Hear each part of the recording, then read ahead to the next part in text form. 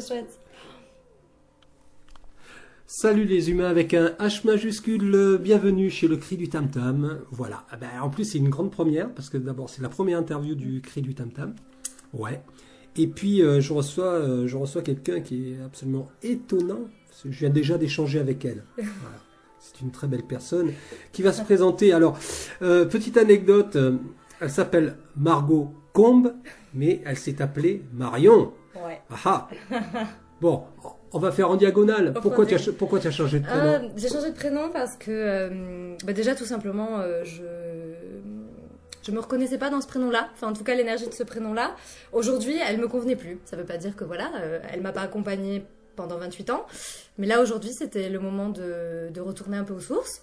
Et tu as pris l'initiative carrément? J'ai pris l'initiative. Alors, ça faisait quand même très longtemps que je disais que je me reconnaissais pas dans ce prénom-là et que j'avais envie de changer de prénom. Et je crois qu'à un moment, c'était tellement fort que c'est passé carrément au niveau légal. Donc, je suis allée à la mairie, j'ai déposé un dossier et puis j'ai fait la demande. Ça a été accepté par la mairie, donc super. Voilà. Et donc là, aujourd'hui, ce prénom, il rayonne, quoi. Bienvenue, Margot. Merci Eric. Alors, Margot, tu es venue parler au micro du Cri du Tam Tam pour nous parler d'un projet. Visiblement, il y a une histoire de financement participatif. C'est ça. Sur un projet créatif, il faut bien le dire. Ouais. Il s'agit d'un livre. D'un conte, ouais. Ah, même d'un conte. Carrément, ouais, parce qu'on va préciser, c'est plus un conte en fait. Alors, vous êtes deux sur ce coup-là, visiblement. On est deux sur ce coup-là, moi et mon compagnon de vie, du coup, Mathias. Salut Mathias, si tu nous écoutes. Voilà, il va nous écouter, c'est sûr. Mathias, du coup, il illustre le conte et moi, je l'ai rêvé et après, je l'ai mis en mots au réveil le matin. Voilà. Alors, avant de parler de toi, puisque c'est toi qui es invité et puis qui est venu, Mathias aurait très bien pu venir du reste. Mathias est illustrateur, c'est son métier? Pas du tout. Pas du tout. Il est ingénieur du son de formation et il est compositeur de musique à l'image dans la vie. D'accord, très bien. Il œuvre sur quel secteur? Alors on est sur le secteur du Cap Fréhel, on va dire, autour du Cap Fréhel, au bord du Cap Fréhel, voilà. Magnifique. Et puis c'est surtout que on fait plein d'autres choses, quoi. On fait pas que ça, on rénove une maison, on a un projet d'écolieu là où on habite, voilà. Donc, que de sujets à exploiter. Il y a plein de choses à dire, On va se revoir, je le sens. Ouais, c'est sûr. À côté. Mathias, tu es le bienvenu, bien sûr. Voilà. Alors, revenons à ce magnifique projet qui t'amène de conte. Ouais. Alors, c'est un conte ou c'est des contes? Non, c'est un conte. C'est un conte. C'est un conte qui est né en fait à la suite d'une rencontre avec deux grand-mères mexicaines. Exi et Sonia Salvador, c'est deux femmes qui ont été une rencontre absolument déterminante pour toi. Déterminante dans ma vie, oui, je crois que je peux le dire. Et elles sont arrivées du Mexique en fait avec la médecine quantique avec les roses, donc elles travaillent avec l'énergie de la rose en soins énergétiques, pas que, mais voilà. Et donc du coup j'ai rencontré cette fleur en fait, avec tout ce qu'elle apporte en termes de médecine, d'apaisement, de lien avec là-haut, en fait. Et avec l'ailleurs. Avec l'ailleurs, on va dire ça, il y a plein de mots pour parler de ça. Oui, tout à fait. Et donc voilà, j'ai suivi un stage avec elles, qui était sur l'énergie de la rose. Donc on travaille le lien à la mer, voilà, parce que maman, c'est l'humain qui nous fait venir ici, c'est la porte de passage pour rentrer. La mer. La mer, voilà, sur cette planète, en tout cas, c'est la porte. Et puis en fait, en tant qu'enfant, on se construit avec toutes les croyances de maman, tout ce qu'elle nous montre du monde, toute la vision qu'elle nous transmet. Et puis l'héritage qu'elle nous laisse. Et l'héritage qu'elle nous laisse. Donc je trouve que quand il faut aller contacter ses parts blessées, commencer à travailler avec maman, c'est juste essentiel, quoi. Voilà. J'entends bien. Donc j'ai fait un premier stage avec elle et ensuite un deuxième qui était sur le lien avec papa, du coup.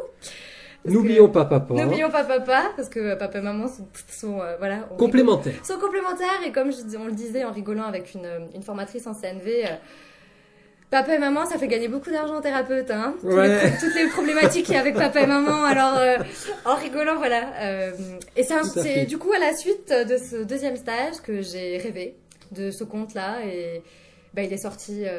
Voilà, il m'a traversé et j'espère le faire passer. Est-ce que tu peux nous en donner quelques bribes? Quelques bribes, oui, avec plaisir. Donc voilà, c'est l'histoire d'un petit garçon qui est sur Terre. Sur Terre, il y a la guerre partout. Ce qui est le cas. Ce qui est le cas ici, donc c'est quand même pleinement d'actualité et pas qu'aujourd'hui, depuis beaucoup de temps. Et puis ce petit garçon, il va lancer un appel là-haut, il va leur dire voilà, j'ai besoin qu'il y ait de l'amour sur la terre, comment est-ce que je peux faire pour en amener un peu plus et faire ma part, quoi, et pour contribuer. Et puis cet appel, il va résonner là-haut, il y a un jardin, il y a un très beau jardin là-haut derrière les nuages.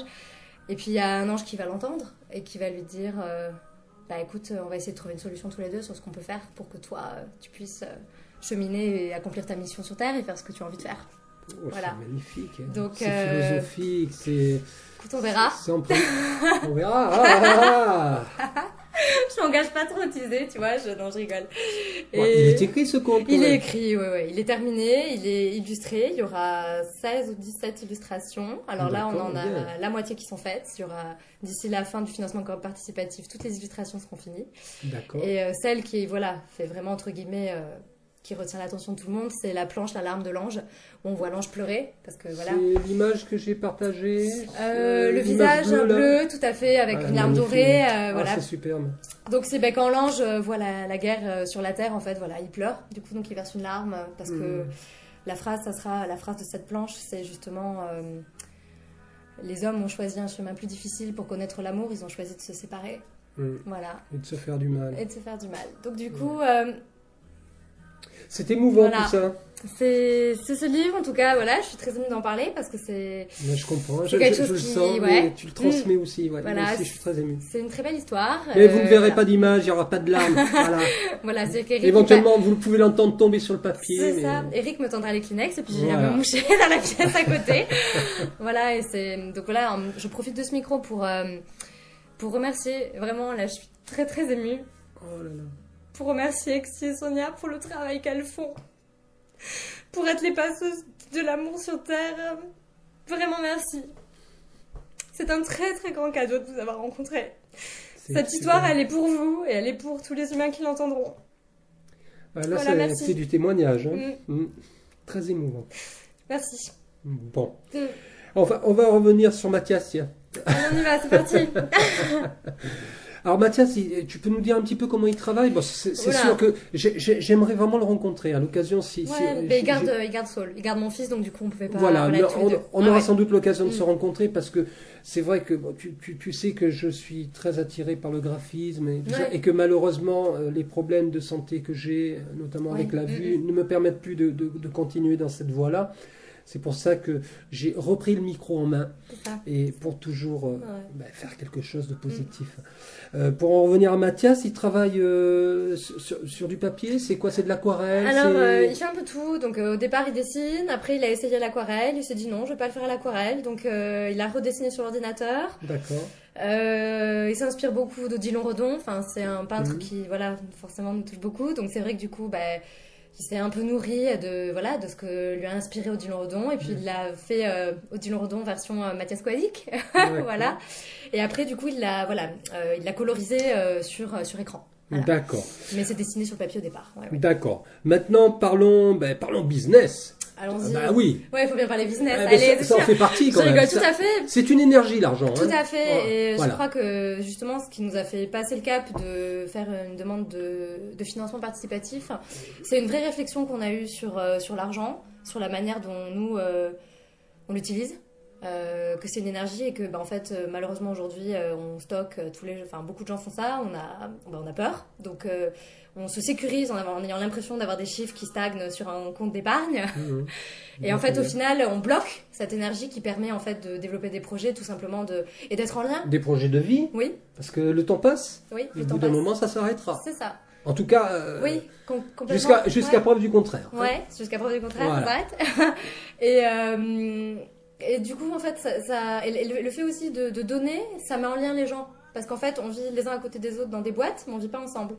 Et le fait de donner de l'argent, ça permet de se relier à l'autre, de l'aider si on peut, par l'intermédiaire de l'argent, apporter un projet qui fait sens pour lui et qui, quelque part, aussi fait écho chez nous. Bien sûr. Parce que les projets des uns aussi, c'est collectif. Donc, ça nous touche et ça nous impacte à un moment ou à un autre. Donc... moi, je trouve ça super, en fait, les plateformes comme Ulule, etc. Je découvre ça. Et il y a plein de projets que je trouve géniaux. Et en plus, vous donnez pour quelque chose. Enfin, je veux dire, pour un objet construit, fabriqué avec le cœur, avec l'âme. Ouais. Donc oui, quand même, c'est pas n'importe quoi là. Ouais, puis c'est quelque part, c'est voilà, on a besoin, on demande. Puis tu vois aussi, c'est dépasser le cap parce que dans cette société, quand tu grandis, on t'éduque avec le système dans lequel on vit aussi. Tu dois te débrouiller tout seul. La vie, ça se mérite, ça se gagne. Si t'as envie de sortir ton truc, t'as qu'à aller travailler comme tout le monde. Et quelque part, en fait, à un moment, on se dit, mais regardons juste aujourd'hui l'état de la société, des gens. Je crois qu'à un moment donné, il faut changer de paradigme parce que personne n'est heureux en fait. Oui, il y a beaucoup de gens malheureux. Voilà. Et je me dis simplement, est-ce qu'on pourrait pas avoir un rapport à l'argent qui peut-être serait plus sain et permettrait de faire fleurir beaucoup d'offres en termes de littérature, de livres, de musique, mais peu importe, de rencontres, peu importe la forme que ça prend en fait au final, mais qu'on retrouve du lien tous ensemble et qu'on porte un projet commun quoi. Voilà, parce que ça ferait vibrer tout le monde et ça ferait du bien à tout le monde, je pense. Bon, vous avez entendu les humains? Voilà. Margot a dit, on écoute Margot. Alors, où est-ce qu'on doit se rendre pour trouver ce financement participatif et participer? Alors, si vous avez envie de participer, bien sûr, alors c'est sur la plateforme Ulule. Oui. Il suffira juste de taper le titre dans Rechercher, de taper le titre du livre, qui est Une fleur venue du ciel. Une fleur venue du ciel. Voilà, et vous, normalement, le projet sera en ligne. Alors, on devait le faire, je m'excuse, on devait le faire hier soir, on a été très occupés, on n'a pas pu le mettre en ligne hier soir, donc ça sera fait d'ici ce soir, 20h. Écoute, voilà. Le temps que je fasse le montage et que j'écrive l'article, ça sera bon. Ce sera bon. Donc, ce sera ok. Donc, voilà, ça sera fait d'ici ce soir ou sinon demain. En même temps, ça sera fait quand on pourra le faire. Voilà. D'accord. Je crois qu'il faut pas se mettre la pression. Autre question, est-ce que tu vas créer une page Facebook spécifique à ce projet? Ouais, c'est ce qu'on a fait. Donc du coup, il y a une page, il y a une page Facebook qui s'appelle Une fleur venue du ciel. Une fleur venue du ciel. On a partagé quelques extraits écrits du livre. D'accord. Où il y aura il y a la planche l'alarme de l'ange justement qui est sur la page. Au fur et à mesure de la campagne, on proposera d'autres extraits, soit que je lirai en vidéo, soit une publication d'un nouveau dessin quand il sera terminé, voilà, pour que vous me plongiez un peu plus peut-être dans l'univers du livre et que vous le découvriez voilà, avec un peu plus de... On sème des petits cailloux, quoi. D'accord. Sur ce financement participatif, est-ce que vous êtes parti avec un tarif minima? Oui, on est parti avec un tarif minima, tu fais bien de le demander. On est parti avec 4 500 € de base. Alors, ça couvrira pour beaucoup plus des 3/4 juste les frais d'impression pour l'imprimer. Bien sûr. Ensuite, il y a la commission Ulule, parce que le site, forcément, cellulaire. Forcément. Voilà. Et l'autre partie qui sera... pour les contreparties justement, parce que quand on donne, il y a des contreparties. Vous pouvez donner sans contrepartie ou donner avec une contrepartie. La contrepartie, ça sera le livre, mais pas que. Il y aura aussi des reproductions de certaines planches qui sont proposées sur la page. Parce que c'est super chouette qu'on puisse avoir... l'ange à la maison sur un tableau, dans une chambre d'enfant, quoi. Voilà, c'est clair. C'est super. Ouais. Donc voilà, il y a deux possibilités, avec contrepartie ou sans contrepartie. Et voilà, donc le tout petit morceau qui restera pour le palier de 4500, ça sera pour imprimer les reproductions, pour voilà. Donc tout est... Ça, c'est juste le premier palier. Voilà. Alors, d'accord. Une autre question. Est-ce que le livre, on pourra le trouver dans des librairies spécialisées ou pas? Alors voilà, on a contacté, parce que c'est surtout les librairies, entre guillemets, spirituelles, les ésotériques, entre guillemets, qui vont être intéressées par ça. Donc on les a contactés. Mais peut-être pas que. Mais pas que. Il y a des librairies indépendantes qui sont intéressées aussi dans le secteur de Saint-Malo et sur Rennes. Donc on va... Voilà. Je vous tiens au courant sur la page au fur et à mesure qu'on a des gens qui veulent... Donc il y aura sans doute des... Comment on appelle ça? Je perds mes mots là. Alors pas séance de dédicace, mais en tout cas, il y aura des rencontres, ça c'est important pour moi. Il y aura des rencontres, d'accord. C'est-à-dire qu'il y aura deux possibilités dans les contreparties. C'est soit en fait de venir chercher le livre remis en main propre, soit de le recevoir à la maison avec l'expédition. Et pour ce qui sera de la partie remise en main propre, ça sera soit dans le secteur de Saint-Malo, je vais trouver un lieu qui accepte de nous accueillir pour signer le livre, ou soit, on a prévu de faire ça à Fréhel, de faire une journée de dédicace à la maison, comme ça on présente aussi le projet de notre lieu de vie. D'accord. Voilà, et en même temps, le livre permettra de se réunir, de partager le projet du lieu, et en même temps de faire vivre le livre, et de le faire connaître. Voilà. D'accord. Donc il y aura une sorte de dédicace à Fréhel en février ou en mars l'année prochaine. Voilà. Alors tu vois, c'est tellement passionnant tout ce que tu racontes et ce qui est en train de se passer là, c'est qu'on a dépassé le format des 12 minutes. Ben oui, mais forcément. c'est pas grave. Mince. Aucune importance. Tu pourras couper au montage. Non, je ne coupe rien du tout. Juste, tu me disais tout à l'heure que Mathias était musicien. Oui. Alors, je suis intéressé forcément. Oui, tu es intéressé. Je le suis aussi. Ouais. Et qu'est-ce qu'il fait? Alors, il est autodidacte dans tout en fait, que ce soit pour le dessin, que ce soit pour C'est bien Mathias, on est cousins en fait alors. Mais je pense que vous auriez beaucoup de choses à vous dire. En fait, il a commencé à faire de la guitare chez lui tout seul à l'adolescence, et puis après, en fait, il a touché à tout, il a fait un peu de violon, il compose au clavier aussi, enfin voilà, il s'amuse et c'est un de ses moyens de s'exprimer. Il en a plein d'autres. Il rénove des maisons aussi de temps en temps, à ses heures perdues. Je n'ai pas ce talent-là. Il s'est découvert ce talent-là aussi. En fait, c'est super.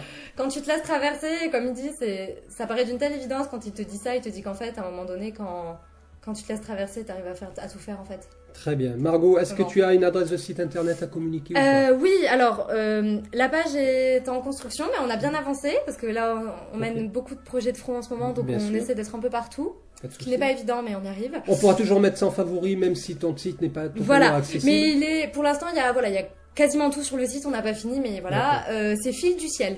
Voilà, donc FILS, du ciel, tout attaché. .com. Oui, voilà, .com. Donc on retrouve Une fleur venue du ciel et Fil du ciel. Oui, il y a quelque chose avec le ciel qui se passe, décidément. C'est clair, il est bleu. Aujourd'hui, on a de la chance, il pleut pas. On a du ciel. C'est ça. Et puis quoi d'autre? Une adresse email peut-être? Une adresse email, ouais. Ou pas. Si vous avez envie, ouais, pas de souci. Alors l'adresse email, soit mon adresse perso, soit l'adresse du. C'est vrai tu m'y fais penser, c'est bien. On n'a pas créé d'adresse email pour se faire contacter par le site encore. Ça serait pas mal.